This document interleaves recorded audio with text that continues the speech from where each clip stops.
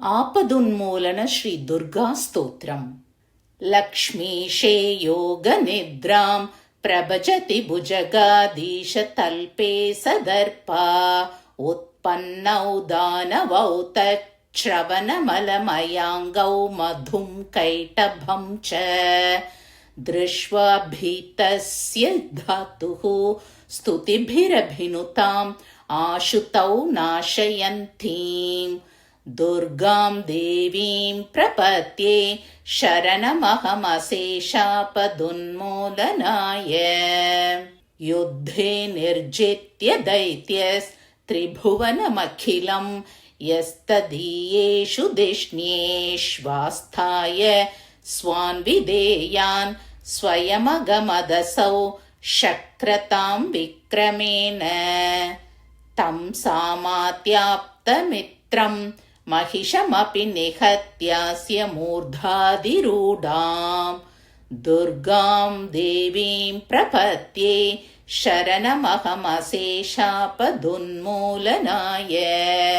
विश्वोत्पत्तिप्रनाशस्थितिविहृतिपरे देवि घोरामरारी त्रासाद्रातुं कुलं नः पुनरपि च महासङ्कटेष्वीदृशेषु आविर्भूयाः पुरस्ताद् इति चरणमत्सर्वगीर्वाणवर्गां दुर्गां देवीं प्रपद्ये शरणमहमशेषापदुन्मूलनाय. हन्तुं शुम्भं निशुम्भं विबुधगणनुतां हेमडोलां हिमाद्रावारूढां व्यूढदर्पान् युधि विहतवतीं धूम्रदृक्चण्डमुण्डान् चामुण्डाख्यां दधानाम् उपशमितमहारक्तबीजोपसर्गां दुर्गां देवीं प्रपद्ये शरणमहमशेषापदुन्मूलनाय. ब्रह्मेश स्कन्दनारायण किटिनरसिंहेन्द्र शक्तिस्वभृत्या कृत्वा हत्वा निशुम्भं जितविबुधघनं त्रासिता शेषलोकम् एकीभूयाथ शुम्भं रणशिरसि निहत्या स्थितामाथ खड्गां दुर्गां देवीं प्रपद्ये शरणमहमशेषापदुन्मूलनाय. उत्पन्नानन्दजेति स्वयमवनितले शुम्भमन्यं निशुम्भं भ्रामर्याख्यारुणाख्या पुनरपि जननी दुर्गमाख्यं निहन्तुं भीमाशाकम्भरीति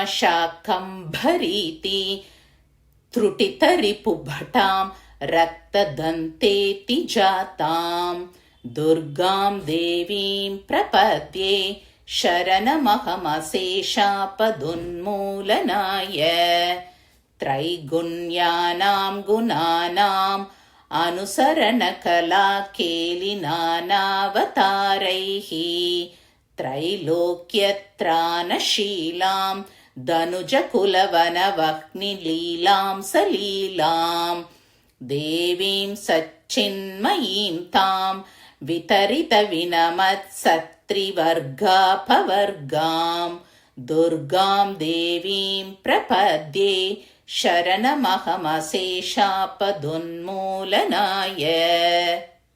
सिंहारूढां त्रिनेत्रीं करतलविलसच्छङ्खचक्रासिरम्यां भक्ताभीष्टप्रदात्रीं रिपुमथनकरीं सर्वलोकैकवन्द्यां सर्वालङ्कारयुक्तां शशियुतमकुटां श्यामलाङ्गीं कृशाङ्गीं दुर्गां देवीं प्रपद्ये शरणमहमशेषापदुन्मूलनाय.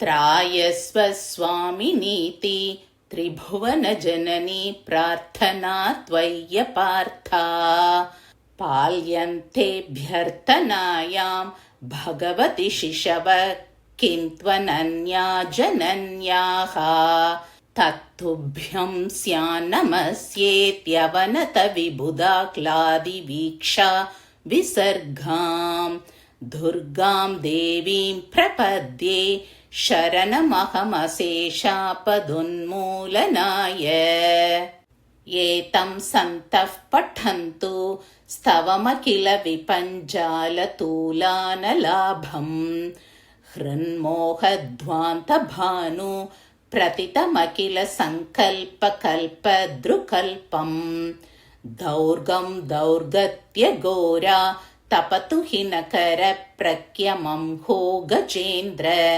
श्रेणी पञ्चास्य देश्यं विपुलभयदकालाहिताक्ष्यप्रभावम् इति आपदुन्मूलन श्रीदुर्गास्तोत्रं समाप्तम्।